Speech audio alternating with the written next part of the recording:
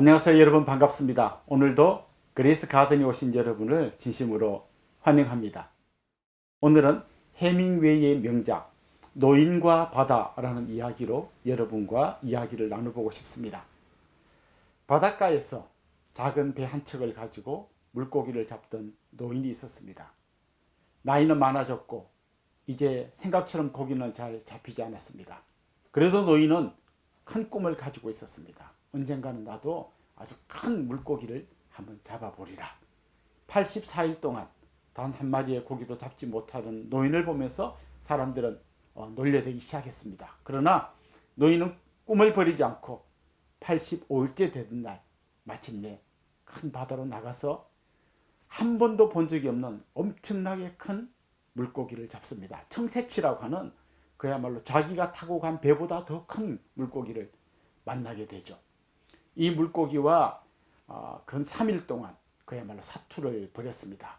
작살을 날렸고 작살에 맞은 물고기는 쉽게 포기하지 않고 배를 끌고 깊은 바다로 나갔습니다. 그가 들고 있던 노를 들고 그 물고기를 때리고 노가 부러지고 자기가 죽느냐 물고기가 죽느냐 사투를 벌인 끝에 마침내 이 물고기를 잡습니다. 그리고 이 물고기가 너무 컸기 때문에 도저히 배에 실을 수 없어서 배 옆에 묵습니다. 그리고 이제 자기가 출발했던 항구로 돌아옵니다. 많은 사람들이 이 이야기를 보면서 감동을 받습니다. 그 노인임에도 불구하고 포기하지 않는 그 불굴의 정신, 도전 정신, 그리고 꿈을 꾸고 마침내 이루어내는 이 치열한 삶에 대해서 박수를 보냅니다. 그런데 이 이야기는 그렇게 아름답게 끝나지 않습니다. 항구로 돌아오는 길에 배 옆에 매달아 두었던 그 거대한 청새치를 상어떼가 달려들어서 뜯어먹어 버립니다.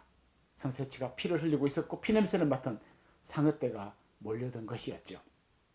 결국 마지막 항구에 돌아와 보니까 머리하고 뼈다귀만 남은 처참한 모습으로 돌아온 거죠. 빈 배로 돌아오게 된 겁니다. 여러분, 이 이야기를 읽으면서 어떤 생각이 드십니까? 초반에 나오는 그 앞부분을 보면 정말 너무 멋있고 도전하고 마침내 이루어내는 감격의 스토리가 있지만 그 뒤에는 너무나 힘겹게 이루어놓은 성공이 아무것도 아닌 무의로 끝나는 이야기로 마무리되지 않습니까? 어쩌면 이 이야기는 해밍웨이 자신의 자전적 소설 같은 느낌이 듭니다. 사실 해밍웨이는 굉장히 치열한 삶을 살았습니다. 1차 대전에 참전했다가 적의 폭격을 받아 다리에 중상을 입기도 했고요. 사냥 나갔다가 또 뭐 큰 중상을 입기도 합니다. 큰 교통사고를 당해서 넋골이 다 부러지기도 했고요. 나중에는 아프리카에 갔다가 비행기가 추락하는 엄청난 사고를 겪기도 했습니다. 그러나 그는 굴하지 않고 끝까지 다시 오뚜기처럼 일어났고 사람들이 그렇게 존경하고 박수를 보내는 노벨 문학상을 받는 주인공이 되기까지 했습니다. 그러나 그의 이야기도 여기서 끝나지 않습니다. 그의 인생 마지막에 보면 깊은 우울증에 빠졌고 결국은 자기가 그렇게 아끼던 사냥총으로 스스로 목숨을 끊습니다. 노벨 문학상까지 받았지만 성공을 이루어냈지만 인생 마지막 항구에 돌아와 보면 결국 빈손이라는 걸 그가 깨달은 거죠.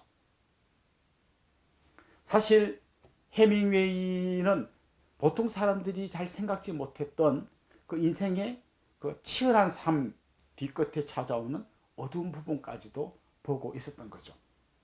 이와 비슷한 고민을 했던 사람이 있습니다. 성경에 나오는 솔로몬이라고 하는 아주 위대한 왕인데요. 그는 지혜의 왕이었고 굉장히 지혜로웠기 때문에 그 지혜로 많은 재물도 모았고 주위에 있는 여러 나라 열강에 있는 나라의 공주들과 결혼도 했습니다. 그래서 주위에 있는 힘 있는 나라들 왕이 전부 자기 장인이었죠. 권력과 힘을 가졌고 그의 궁궐은 최고의 목자라고 하는 레바논 백향목으로 지어졌고 그 안에는 금과 상아로 뒤덮여져 있었습니다. 그야말로 그가 이루고 싶은 모든 걸 다 이루었습니다. 화려한 궁전, 권력, 지혜, 그리고 1000여 명이나 되는 처첩들을 거느리고 정말 그가 누릴 수 있는 세상의 모든 영광을 다 누렸습니다.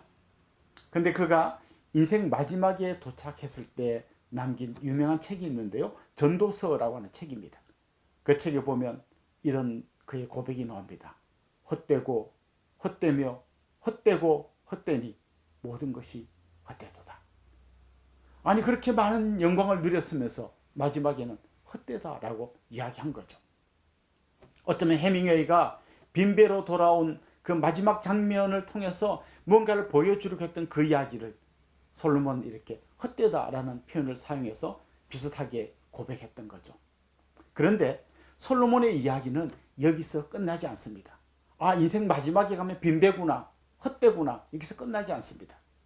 그는 마지막에 깨달은 더 소중한 한 가지 진리를 가지고 그의 뒤를 따르는 자녀들, 후대들에게 한 가지 중요한 교훈을 남깁니다. 이렇게 이야기했습니다. 너는 청년의 때에 창조주를 기억하라. 너는 청년의 때에, 아직 힘이 있을 때에, 아직 젊을 때에, 그 절망의 날이 오기 전에, 인생이 마지막 빈배라는 걸 깨닫기 전에 창조주를 기억하라. 다시 말하면 너를 만든 하나님을 기억하라는 것입니다. 무슨 이야기일까요? 하나님은 우리를 만들었을 뿐만 아니라 우리를 끝까지 붙들고 가시는 분이십니다. 만들어 놓고 네가 알아서 살아라고 내팽겨치지 않았습니다. 한순간도 놓지 않고 붙들고 가십니다. 우리의 숨이 닿은 그날까지만 붙들고 가는 게 아니라 그 이후까지도 우리가 이 땅에서의 인생을 끝내는 그 순간에 하나님은 다시 손을 내밀고 우리 손을 잡고 영원한 하나님의 집으로 우리를 이끌고 가십니다. 그래서 정말 창조주를 기억하는 사람은 그냥 치열한 삶을 혼자서 힘들게 살아가는 것이 아니라 이 가장 힘든 순간에도 나를 붙들고 가는 하나님이 계시다라는 것을 믿음으로 고백하며 살게 되죠. 그리고 뭔가를 이루었을 때도 이게 내가 이루어낸 것이라는 교만에 빠지지 않고 여기까지 오게 해주신 그 하나님을 기억하며 겸손하게 살게 만들죠. 그리고 그걸 다 내려놓고 이 땅을 떠나가는 그 순간에도 하나님의 손을 잡고 영원한 하나님의 집으로 가게 되죠. 저는 해밍웨이가 깨달은 이 절반의 진리, 인생 마지막에 가면 너무 허무하다라고 하는 이 이야기로 여러분의 모든 생각을 끝내지 않았으면 좋겠습니다. 그 뒤에 이야기가 이어지고, 아니 이야기 전체를 끌고 가시는 하나님이 계십니다. 우리 손을 붙들고 가시는 그 하나님의 손을 붙들고 가실 때 여러분의 인생은 더 환하게 빛나게 될 줄로 믿습니다. 여러분 사랑합니다. 힘냅시다. 그리고 끝까지 하나님 손을 붙들고 갑시다. 감사합니다.